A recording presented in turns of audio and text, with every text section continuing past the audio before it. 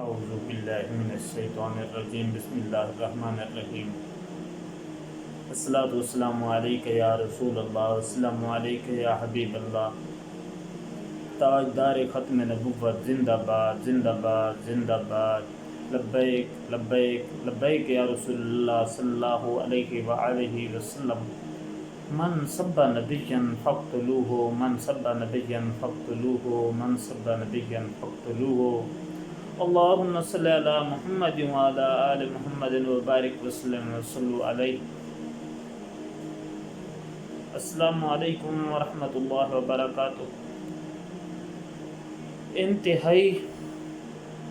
غمزدہ دل کے ساتھ یہ خبر آپ تک پہنچا رہا ہوں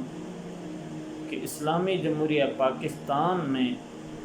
نام نہاد ریاست مدینہ کے دعوے داروں نے ایک بار پھر عشاقان رسول صلی اللہ علیہ وآلہ وسلم کے دل چھلنی کر دیے اور انتہائی بے حسی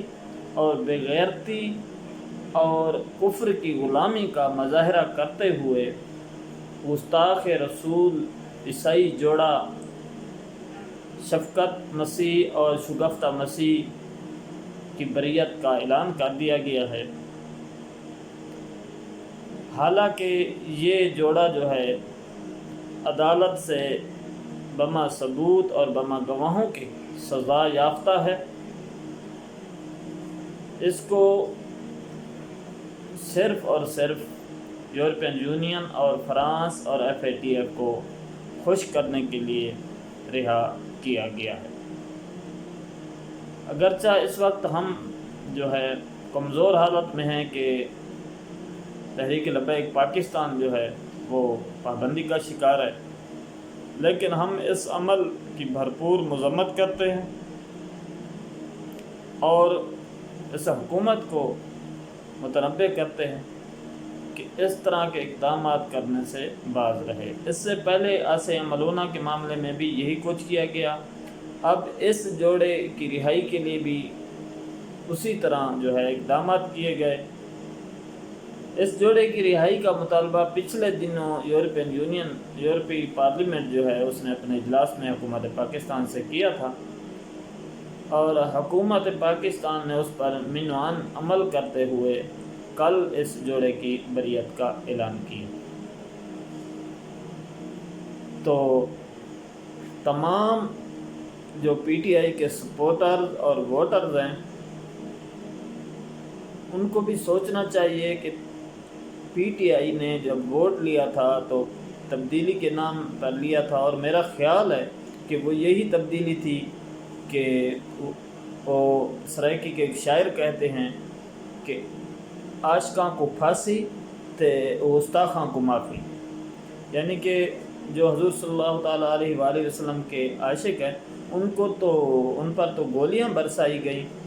اور جو گستاخان رسول صلی اللہ علیہ وآلہ وسلم ہیں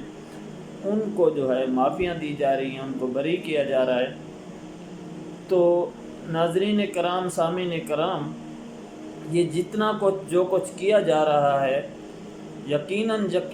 میرا اللہ بہت غیرت مند اور غیور ہے۔ جب اس نے قرآن مجید میں فرما دیا کہ اے محبوب ورفعنا لک ذکرک، ہم نے آپ کا ذکر بلند کر دیا ہے، تو جب کوئی گستاخی کرتا ہے تو وہ تو اپنی سزا کا مستحق ہوتا ہی ہے، اور ساتھ میں جو اس کا ساتھ دینے والا ہوتا ہے جیسے ہمارے حکمران ہیں تو وہ بھی اپنی سزا پائے گا، اور یقیناً یہ عذاب الہی کو دعوت دینے کے برابر ہے۔ کہا جاتا ہے کہ اسلام جو ہے یہ امن کا درس دیتا ہے، اسلام جو ہے محبت کا دین ہے۔ تو اس سلسلے میں عرض یہ ہے کہ جب فتح مکہ ہوا اور حضور صلی اللہ علیہ وآلہ وسلم مکہ شریف میں داخل ہونے لگے تو راستے میں ایک جگہ جو ہے گلی میں کتی نے بچے دیے ہوئے تھے۔ جب حضور صلی اللہ علیہ وآلہ وسلم کی سواری اس کتیا کے پاس سے گزری تو اس نے منہ اٹھا کر حضور صلی اللہ تعالیٰ علیہ وآلہ وسلم کی طرف دیکھا تو حضور صلی اللہ تعالیٰ علیہ وآلہ وسلم نے ایک صحابی کی ڈیوٹی لگائی کہ آپ ادھر کھڑے ہو جائیں اور جب تک کہ پورا لشکر گزر جائے تب تک آپ نے ادھر رہنا ہے۔ اس کے بعد جو ہے حضور صلی اللہ تعالیٰ علیہ وسلم کے پاس چند صحابہ تشریف لائے، انہوں نے فرمایا کہ یا رسول اللہ، جو ابن خطل ہے وہ کعبے کے غلاف سے لپٹا ہوا ہے۔ تو حضور صلی اللہ تعالیٰ علیہ وآلہ وسلم نے فرمایا کہ اسے وہیں قتل کر دو۔ تو عرض کرنے کا مقصد یہ ہے کہ یہ جو ابن خطل تھا، اس نے 2 لونڈیاں رکھی ہوئی تھیں جن سے حضور صلی اللہ تعالیٰ علیہ وآلہ وسلم کی شان میں گستاخی کراتا تھا۔ وہ حضور صلی اللہ تعالیٰ علیہ وآلہ وسلم کی گستاخی کے اشعار کہتی تھی۔ تو اس لیے حضور صلی اللہ تعالیٰ علیہ وآلہ وسلم نے فرمایا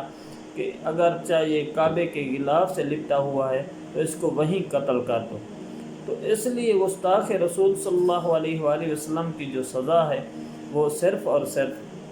قتل ہے، صرف اور صرف سزائے موت ہے۔ اس سے علاوہ جو بھی اپنی طرف سے جو کچھ کرنے کی کوشش کر رہا ہے وہ یقیناً موت کو بھول گیا ہے، لیکن آخر ایک دن عدالت تو لگنی ہے، اور انشاءاللہ ہم کمزور ہونے کے باوجود جو ہے ہم اپنی آواز اٹھا رہے ہیں۔ اللہ تعالیٰ بھی نیتوں کے حال جانتا ہے، تو اللہ تعالیٰ انشاءاللہ رحم فرمائے گا۔ ہم تو ہمارے قائد نے جیسا فرمایا تھا کہ ہم سوئے حشر چلیں گے شاہ ابرار کے ساتھ، قافلہ ہوگا قافلہ سالار کے ساتھ۔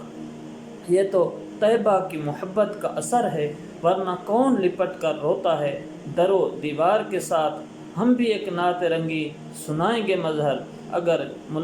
ملاقات ہو گئی شاعر دربار کے ساتھ۔ تو انشاءاللہ ہم تو حضور صلی اللہ تعالیٰ علیہ وآلہ وسلم کی محبت کا دم بھرتے ہیں، اگرچہ ہم گناہ گار ہیں۔ حضور صلی اللہ تعالیٰ علیہ وآلہ وسلم کی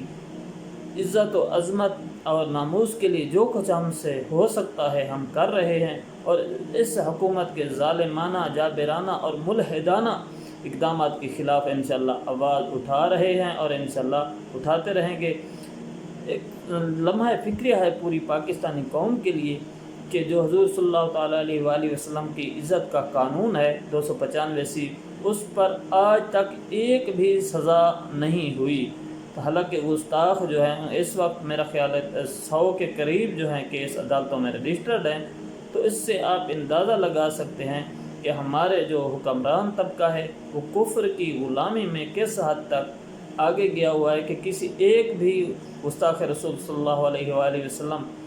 کو سزا نہیں ہوئی۔ لیکن ہم جو ہے اس حکومت کے جو غلط اقدامات ہیں ان کے خلاف بھرپور انشاءاللہ آواز اٹھاتے رہیں گے، تاکہ کسی ٹائم شاید ان کو شرم آ جائے، لیکن لگتا نہیں ہے۔ اور علماء کرام سے بھی اپیل ہے کہ آپ اپنی جو مسجدیں ہیں، جو مدرسے ہیں، جو خانقاہیں ہیں، ان کو جو بچانے کی کوشش کر رہے ہیں، تو اس کے لیے بھی جو ہے گورنمنٹ نے آپ کا انتظام کر دیا ہے۔ ٹرسٹ ایکٹ جو لاگو کیا گیا ہے، تو 2-4 دنوں میں 1 مہینے تک آپ کو پتہ چل جائے گا کہ حکومت جو ہے علماء، مساجد اور مدارس کے ساتھ کیا کرنے والی ہے۔ جو پہلے کہہ رہے تھے لبیک والے جو ہے نا، یہ پرتشدد ہیں، یہ جو ہے دہشت گرد ہیں۔ علامہ راغب نعیمی صاحب پچھلے دن پریس کانفرنس کر رہے تھے تحریک لبیک پاکستان کی سپورٹ میں، حالانکہ جب تحریک لبیک پاکستان پر پابندی لگی تھی تو انہوں نے حکومت کے اس عمل کی سپورٹ کی تھی کہ تحریک لبیک پاکستان پر پابندی لگنی چاہیے۔ ابھی بھی یہ جو ہے آل پارٹیز کانفرنس کا اعلان کر کے خاموش ہو گئے ہیں۔ تو پتہ چل جائے گا جب حکومت یہ اپنے جو بڑے بڑے مدارس ہیں ان کو اپنی تحویل میں لے گی، تو پھر سب ہی کو پتہ چل جائے گا کہ لبیک سچی تھی اور حکومت جھوٹی تھی اور ہم بھی جھوٹے تھے۔ ہمارے ذمہ جو کام ہے ہم تو الحمدللہ سوشل میڈیا پر بھرپور آواز اٹھا رہے ہیں اور انشاءاللہ اٹھاتے رہیں گے۔ تاجدار ختم نبوت زندہ باد۔